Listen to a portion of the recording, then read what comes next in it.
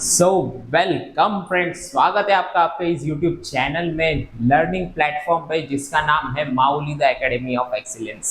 I hope आप happy होंगे, tension में नहीं होंगे बिकॉज आप इस चैनल से जुड़ चुके हो। सो वेलकम है आपका। अभी मैं इधर आज खड़ा हूँ आपके सामने, आपको गारंटी दे रहा हूँ कि अगर आपने मेरी बातें फॉलो की, मैंने आपको जो बताऊंगा मैं आगे आपको, वो अगर आपने फॉलो किया तो आपके बोर्ड्स एग्जाम है, अभी बोर्ड्स एग्जाम रहने वाले हैं इस साल। तो बोर्ड्स एग्जाम में आप 80 रिटर्न पेपर जो आपका होता है ना, वो 80 मार्क्स का होता है। तो 80 में से मिनिमम आप 50-60 मार्क्स तो स्कोर कर ही लोगे अगर आपने मेरी बातें सिर्फ फॉलो की। देखो मैं ऐसे क्यों बोल रहा हूँ, कम क्यों बता रहा हूँ, 50-60 क्यों बता रहा हूँ। आप में से बहुत सारे ऐसे स्टूडेंट रहेंगे ना जिन्होंने 11th में से सोचा कि अरे अभी तो 10th किया, इतना बर्डन था, अभी जरा एंजॉय करते हैं लाइफ को, कॉलेज लाइफ एंजॉय करेंगे। तो 11th में कुछ पढ़ा नहीं तो अभी 12th में पढ़ लेंगे। ऐसा आपने सोचा रहेगा। 11th में क्या पढ़ने गए, कॉलेज में ही कॉलेज वाले पास करेंगे, कुछ ना कुछ हो जाएगा जुगाड़। आप पास भी हो गए, कॉन्ग्रेचुलेशन, आप 12th में आ गए हो, इसलिए तो ये वीडियो देख रहे हो। ठीक है, तो आप ऐसे सोच के अगर 12th में आए हो तो इसे ये सब बातों को मद्देनजर रखते हुए मैं ये बात बता रहा हूँ कि आप 80 में से 60 मार्क्स तो स्कोर कर ही लोगे, बस आपको मेरी बताई हुई बातों को फॉलो करना है।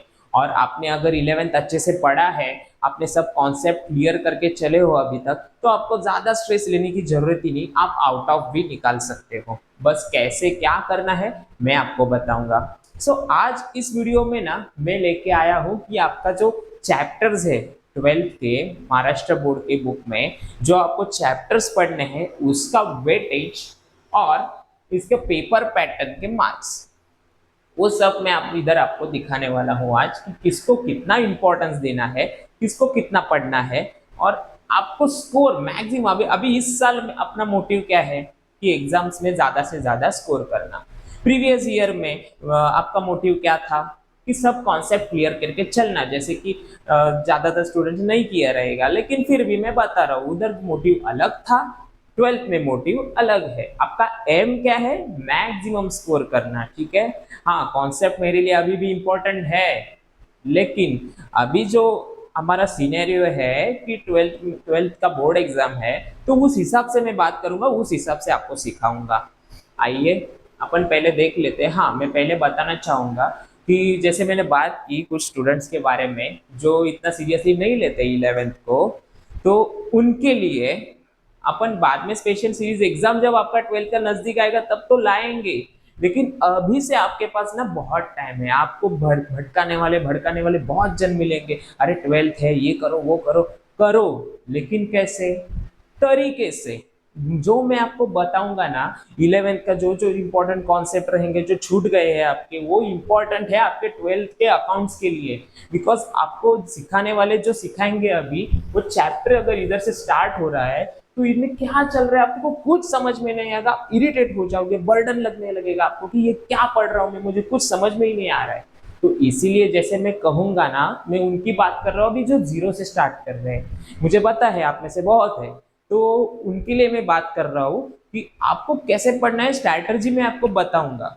मैं आपको अपने हर एक लेक्चर के या फिर आज का जो अपना टॉपिक है उसके कमेंट में या फिर डिस्क्रिप्शन बॉक्स में आपको पिंग करते रहूंगा कि कौन कौन से अपने 11 के जो चैप्टर्स है, जो कि अपने वीडियोस है, लेक्चर्स है, वो आप अगर देख लोगे तो उसके बाद इधर आओ।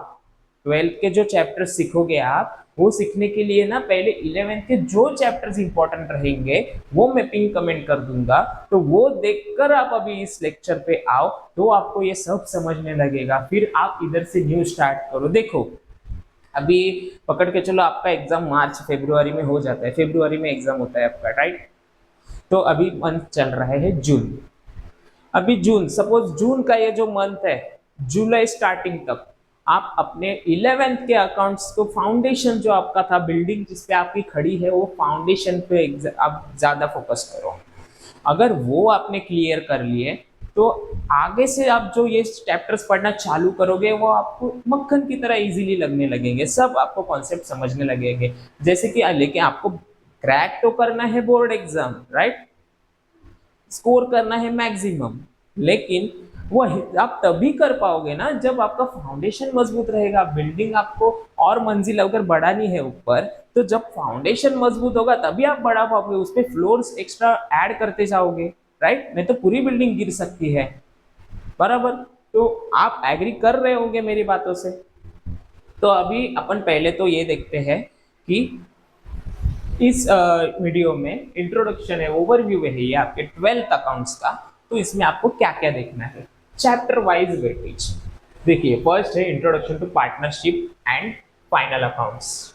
ठीक है, अभी जो फाइनल अकाउंट ये टर्म है, अगर ये आपका मजबूत होगा, आपने वो अच्छे से किया रहेगा, तभी और तभी आपका ये first chapter accounts of NPO, ठीक है, not for profit organisation and admission of partner, retirement of partner, death of partner, dissolution, ठीक है, ये सब जो है वो आप इजीली कर पाओगे, आपको ज्यादा बर्डन लेने की जरूरत नहीं है। इधर क्या होगा, बिजनेसमैन जो है उसमें पार्टनर आएगा, मीन्स दो जन मिलके बिजनेस स्टार्ट करेंगे, बाकी सब क्या है, फाइनल अकाउंट्स ही है ये। ठीक है, अकाउंट फॉर एनपीओ, जैसे एनपीओ कंसर्न के बारे में मैंने आपको बताया था 11th में, अभी मैं ज्यादा डेप्थ में नहीं इधर बढ़ रहा हूँ, इधर सिर्फ ओवरव्यू दे रहा हूँ, बाद में अपन डेप्थ में भी पढ़ेंगे, कॉन्सेप्ट के साथ पढ़ेंगे।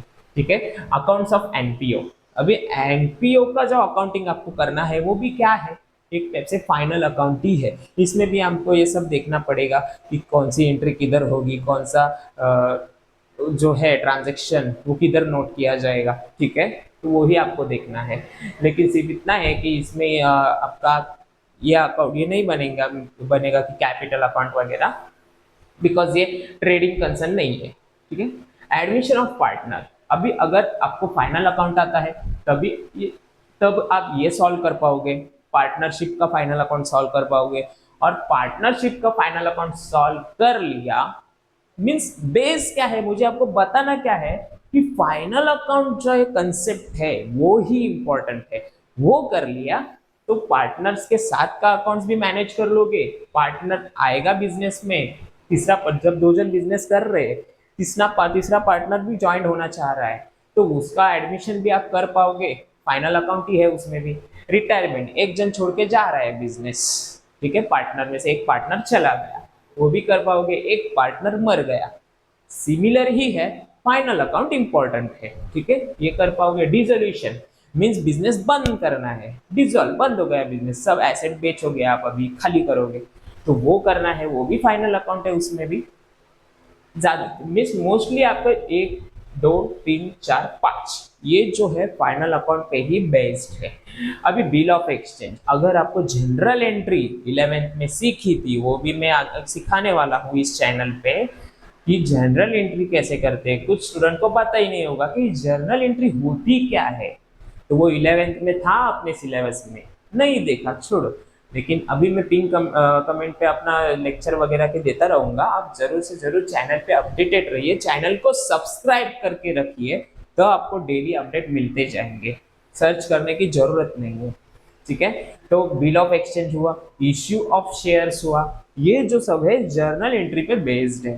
ठीक है, फाइनेंशियल स्टेटमेंट मैं आपको सजेस्ट करूंगा, फाइनेंशियल स्टेटमेंट का अपन लेक्चर तो आएगा चैनल पे, जिसको समझेगा उसको समझेगा, बिकॉज ये जो है 9th चैप्टर फाइनेंशियल स्टेटमेंट, ये वो महाराष्ट्र बोर्ड में जो स्टूडेंट एग्जाम के लिए बैठते हैं अकाउंट्स के, वो 80 से 90% स्टूडेंट इसको ऑप्शन में डाल के चलते हैं, मीन्स उन लोगों को इसमें ये सॉल्व ही नहीं करते, दूसरा उसके ऑप्शन में जो रहते हैं सम्स वो सॉल्व कर देते हैं। क्यों?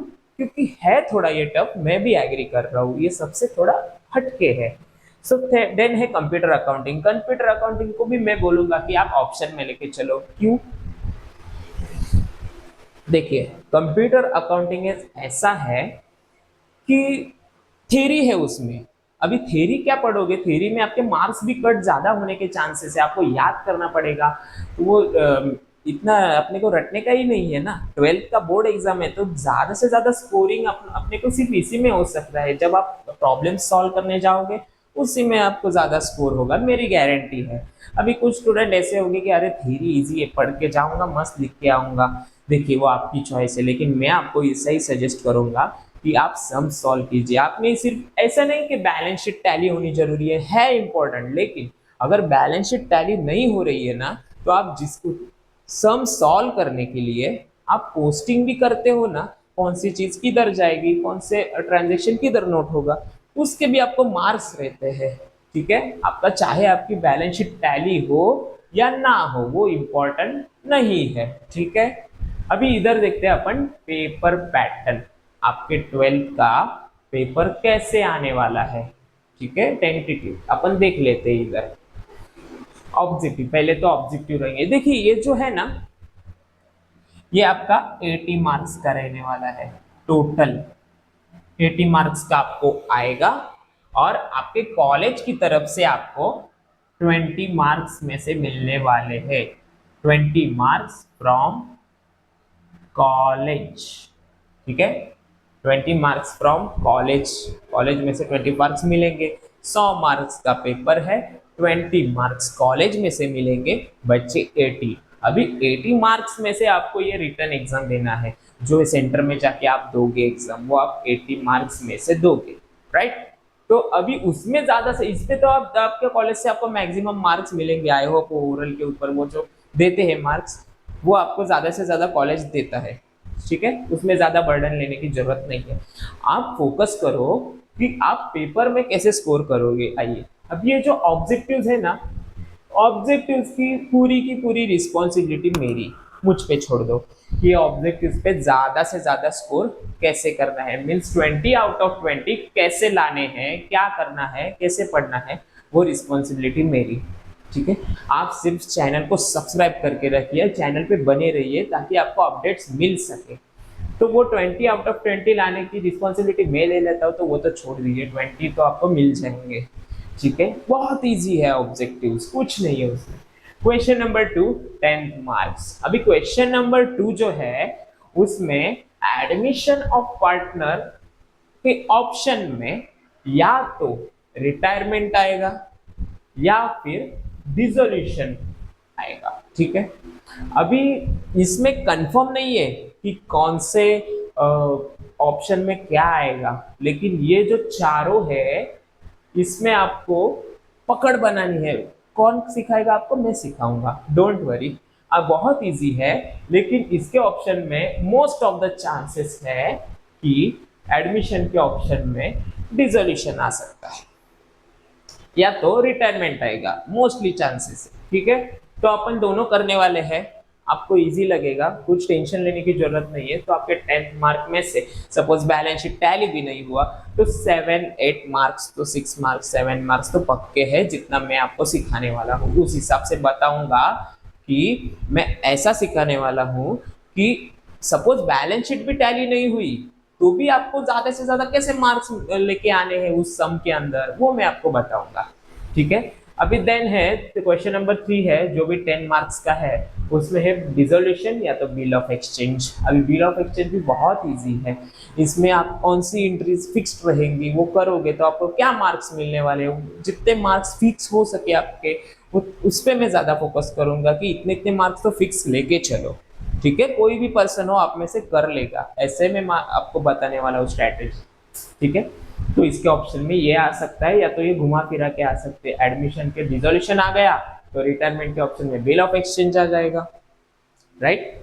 ठीक है, तो अभी क्वेश्चन नंबर 3 हो गया, अभी क्वेश्चन नंबर 4। अभी इसमें है कंप्यूटर अकाउंटिंग, और ऑप्शन में है कंपनी इश्यू ऑफ शेयर्स। अभी इसमें से मैं आपको बोलूंगा कि आप जरूर फोकस कीजिए कि bill of exchange, sorry, issue of shares he solve करना है। क्यों? क्योंकि इश्यू ऑफ शेयर्स इजी है, इसमें सिर्फ आपको जर्नल एंट्री रहेगी, जो कि हार्डली एक पेज का आंसर आपका रहेगा, ज्यादा कुछ इसमें टफ है नहीं। ये अगर आप करने जाओगे ना कंप्यूटर अकाउंटिंग, तो आपको टफ लगेगा, थोड़ा हार्ड एंड टफ जाएगा। ठीक है, थ्योरी वगैरह है। अभी क्वेश्चन नंबर 5 है, क्वेश्चन नंबर 5 है 8 मार्क्स का, ठीक है। अभी इसमें देखो, इसमें इश्यू ऑफ शेयर्स में ना 8 मार्क का जो है उसमें से आपके हर एक जो जर्नल एंट्री आप करोगे, शेयर्स आपको एप्लीकेशंस मिले, आपने इतने इतने पैसे भी रिसीव हुए एप्लीकेशंस के, उसकी जो एंट्री एक एक जैसे करोगे उसके हिसाब से उसके मार्क तो मिल जाएंगे आपको, ठीक है। तो घबराने की जरूरत नहीं है। पास होना तो इजी है एकदम, मैं मेरे पे छोड़ दो, पास तो कोई भी हो लगा। जो अपने चैनल से जुड़ा हुआ है ना उनको मैं गारंटी दे रहा हूँ, पास तो आप यू हो जाओगे, यू हो जाओगे, टेंशन ही मत लो, ठीक है। पास होना तो बहुत इजी है, बहुत। देखो ना, अभी क्वेश्चन नंबर 5 है, उसमें डेथ के ऑप्शन, डेथ ऑफ पार्टनर के ऑप्शन में आएगा फाइनेंशियल स्टेटमेंट। अभी मैं आपको फिर से ये सजेस्ट करूंगा कि फाइनेंशियल स्टेटमेंट जो है वो 80-90% स्टूडेंट तो छोड़ ही देते हैं, मुझे बताने की भी जरूरत नहीं है, बिकॉज अपने चैनल पे वीडियो आएगा, आप वो देखने के बाद खुद बोलोगे इतना आपने सर क्लियर बताया, फिर भी ये जो है ना ये बहुत टफ लग रहा है। और अपने बोर्ड एग्जाम में ना टाइमिंग की कमी है, मीन्स आप सॉल्व करने बैठोगे, कैलकुलेटर अलाउड नहीं है, कैलकुलेशंस करोगे तो उसके लिए आपके पास टाइमिंग की कमी है, बराबर। तो इसी के लिए मैं आपको सजेस्ट कर रहा हूँ कि फाइनेंशियल स्टेटमेंट जो है वो आपको ऑप्शन में ही लेके चलना है, ठीक है। क्वेश्चन नंबर 6 है एनपीओ, मोस्ट इंपॉर्टेंट। ये जो मैंने ब्लैक डॉट्स किए हैं ना, ये जो है, ये जो चैप्टर्स है अपने और ये जो क्वेश्चंस है, जो आपको जरा भी इस पे इग्नोर नहीं करना है अगर आपको मैक्सिमम स्कोर करना है, ठीक है। NPO, not for profit organisations, ये जो है पूरा का पूरा चैप्टर है अपना अकाउंटिंग फॉर एनपीओ में, राइट, एनपीओ। तो इसको मैं आपको एकदम अच्छे से तैयारी करके ले लूंगा। इसमें भी बैलेंस शीट नहीं टैली हुई तो भी मार्क्स तो आपके ज्यादा नहीं कटेंगे, डोंट वरी। पोस्टिंग इंपॉर्टेंट है जो मैं आपको सिखाने वाला हूँ कॉन्सेप्ट के साथ। अभी ये 12th मार्क्स का है, इसका मार्क्स देखो ज्यादा है, ये आप दो भी अच्छे से कर लोगे फिर भी देखो 24 मार्क्स तो आपके इधर ही है। और यही अपना कोर रहेगा कि आप इस पे ज्यादा फाइनल अकाउंट्स में आप ज्यादा से ज्यादा फोकस करोगे। क्यों? क्योंकि आप अपने चैनल के साथ जुड़े हो और अपना मेन मोटिव यही है कि आपका फाइनल एक अकाउंट्स जो है उसमें से ज्यादा स्कोर करना है आपको, बिकॉज वही सब में है, उसमें आपको पकड़ बनानी है। तो ये है 12 मार्क्स और final accounts means 12th marks. Final accounts में क्या आएगा? पार्टनरशिप का फाइनल अकाउंट आएगा, ठीक है। सो ये तो हुआ आपका पेपर पैटर्न वगैरह, मैंने आपको स्टार्टिंग में ही बता दिया क्योंकि आपका विजन क्लियर रहे कि मुझे मैक्सिमम स्कोर कैसे करना है, क्या क्या स्ट्रैटेजीज है, सब मैं आपको बताऊंगा। अभी ये देखिए, ये जो मैंने लिखा है इधर मिस्टेक्स, स्टूडेंट ज्यादा से ज्यादा मैंने जो नोटिस किया है, स्टूडेंट इनमें से मिस्टेक कर देते हैं। एग्जाम में जब बैठते हो आप तो ये मिस्टेक आपको पहले नहीं करनी है, ताकि मतलब कि जब आप एग्जाम में बैठोगे तो आपको इसका सामना ना करना पड़े मुश्किलों का, ठीक है। ये मिस्टेक्स आप कैलकुलेटर यूज करते हो जब आप सीख रहे हो ये सब चैप्टर्स, आप 12th में हो 11th में हो, तभी आप कैलकुलेटर अगर यूज करोगे तो आपको माइंड को और आपको आदत पड़ जाएगी कि कैलकुलेशन से फैमिलियर नहीं हो गया आप कि कैलकुलेशंस कैसे किए जाते हैं फास्ट स्पीड तरीके से। आपको इंक्रीज करना है कैलकुलेशन का स्पीड। ये स्पीड कब इंक्रीज होगा? जब 11th में आप होंगे, तब आपने तो किया नहीं, लेकिन 12th में आए हो तो आपको थोड़ा ज्यादा फोकस करना पड़ेगा कंपेरेटिवली जिन स्टूडेंट्स ने 11th में ज्यादा स्टडी की है, ज्यादा अकाउंट्स पे ध्यान दिया है, कैलकुलेशन से वो वाकिफ है कि कैसे कौन सी कैलकुलेशन फास्ट तरीके से करनी है, ठीक है। अगर आप रोज कैलकुलेशन करने जाओगे ना कौन से भी, तो आपके माइंड को वो आदत पड़ जाती है कैसे फास्ट कैलकुलेशन करना है चुटकियों में। तो अभी से आप ऐसे करो कि अकाउंट्स पे आप ज्यादा फोकस करो और एक सेपरेट बुक बना लो कि आप हर एक सम जब तक बैलेंस शीट टैली नहीं होती तो उसको बार बार बार बार आप रिपीट करोगे। ये बहुत अच्छी स्ट्रैटेजी है क्योंकि उससे आपके कैलकुलेशन, और कैलकुलेटर और मोबाइल कैलकुलेटर का यूज जरा भी नहीं करोगे, तभी आपकी कैलकुलेशंस अच्छी होंगी, फास्ट होगी, स्पीड होगी, जो बहुत आपको बेनिफिशियल होने वाली है जब आप 12th का बोर्ड एग्जाम का पेपर दोगे, ठीक है। घबराने की जरूरत नहीं है, बोर्ड एग्जाम है लेकिन ईजी है, ठीक है। उसमें टाइमिंग की जरा कमी रहती है, इसीलिए कैलकुलेशन पे आपको पकड़ बनानी है। और रही बात कैलकुलेटर्स की, तो 12th के बाद आप जब ग्रेजुएशन के लिए जाओगे, डिग्री के लिए कोई से भी जाओगे कॉमर्स में, तो उधर सीए के लिए भी आप जब बैठते हो, फाउंडेशन वगैरह आगे जो सीए जो एग्जाम है प्रोफेशनल है, तो उसमें भी कैलकुलेटर्स अलाउड है। बस अभी 12 तक आपका कैलकुलेशन अच्छा रहे, इसीलिए ऐसा प्रोविजन रखा गया है कि कैलकुलेटर्स का यूज नहीं होगा। ठीक है। आई होप आपको क्लियर हो रहा होगा कि मैं क्या बोलना चाह रहा हूँ। ठीक है। ये दो मिस्टेक आपको अवॉइड करनी है। और थर्ड एक मिस्टेक मैंने देखी है कि बैलेंस शीट टैली नहीं हो रही है, तो आप एग्जाम में बार बार आपका जो आंसर है, मीन्स आपका जो अकाउंट्स आपने जो बनाए लेजर वगैरह, सबका कैलकुलेशन फिर से रिपीट एंड रिपीट सब एंट्री देखते बैठोगे। ये आपको अवॉइड करनी है मिस्टेक। बैलेंस शीट टैली नहीं हुई, मिस्टेक हुआ, थोड़ा ओवरव्यू कर लो, फिर भी अगर लग रहा है कि ये बहुत कॉम्प्लिकेटेड हो चुका है, वैसे के वैसे वो आंसर छोड़ दो और आगे चलो। बिकॉज ऐसे ना हो कि आप सॉल्व करने गए क्वेश्चन नंबर 12, अपना ये 6 एनपीओ जो 12 मार्क्स का है, बैलेंस शीट टैली होनी जरूरी है, ये पकड़ के आप चले, लेकिन पता चला कि टाइम ही खत्म हो गया है कि आप इसकी फाइनल अकाउंट्स तक आप पहुंचे ही नहीं सॉल्व करने के लिए। ठीक है। फाइनल अकाउंट सॉल्व करने तक आप पहुंचे ही नहीं, आपका टाइमिंग खत्म हो गया, पेपर आपका गया, 12 मार्क्स आपके गए। ठीक है। अभी सपोज ये 12 मार्क्स मिलाने के चक्कर में 12 के 12 पुरे मुझे चाहिए, बैलेंस शीट मुझे टॅली होणी चाहिए मेरी, हे मिळवण्याच्या नादामध्ये जर तुम्ही गेलात आणि बॅलन्स शीट टॅली करायच्या नादात राहिलात आणि असं झालं की हा क्वेश्चन अटेम्प्टच केला नाही, क्वेश्चन अटेम्प्ट ही आपने किया नाही, नंतर असं कळालं की ह्याच्यात फक्त जर पोस्टिंग जरी केली असती, क्वेश्चन तुम्ही अटेम्प्ट केला नाही, पोस्टिंग जरी केली असती, ऍटलिस्ट बैलेंस शीट टैली ह्याची झाली नाही एनपीओ ची, बरोबर। तो एनपीओ की बैलेंस शीट टैली हुई नहीं, तो आपके ज्यादा से ज्यादा कितने मार्क्स कटेंगे, 2 4 5 6 मार्क्स, 2 4 मार्क्स कटेंगे, ज्यादा नहीं कटेंगे। तो उनके उतने मार्क्स के चक्कर में आप इधर भी पोस्टिंग नहीं करके आओगे लेजर वगैरह बना के, तो उसके भी मार्क्स गए, बैलेंस शीट टैली नहीं हुई तो नहीं हुई, और इसके भी मार्क्स चले गए। तो वेल एंड गुड है कि आप ये अटेम्प्ट करो, इसमें बैलेंस शीट नहीं टैली हुई छोड़ दो, आगे जाओ, ये अटेम्प्ट करो। अगर पता चला ये इजी आया था क्वेश्चन, इसकी बैलेंस शीट भी टैली हो गई, तो ये तो पूरे मिल जाएंगे ना।